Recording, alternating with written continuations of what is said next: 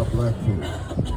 But the reason why we're out here is because it's not only affecting black folks, it's affecting a whole lot of folks who look different than us, who go to our schools, white, Latino, you name it, they go to our schools. The second thing you're going to find out today is when you go into Senator Martin's office, he's going to give you a sheet that says he supports fair funding. It's a lie.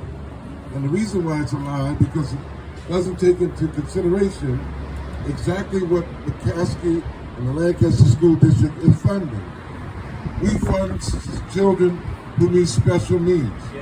We have children who are poor. We have children that have other problems. So what it costs to educate a child at McCaskey and the Lancaster School District is much more than it's going to be in Manhattan. It's much more than it's going to be in other areas.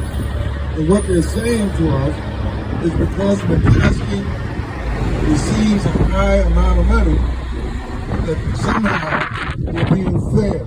It's not being fair. It's like asking somebody who has one leg to run the same mile race that somebody runs with two legs, and tell them because you gave them the first, each of them the same starting line, somehow you're being fair. It is unfair. The funding's unfair. And Senator Martin knows it. And not only that, it doesn't take into account what the other rich districts can do when they raise money. All the money that they raise doesn't always come from the state. Some of the money comes from the businesses that are in their area. Some of the money that comes from different community people, which we don't get at McCaskey. We need fair funding.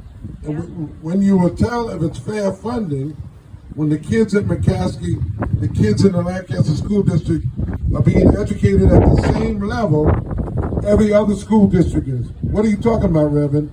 Our graduation rates need to be as high as any other district in Lancaster County.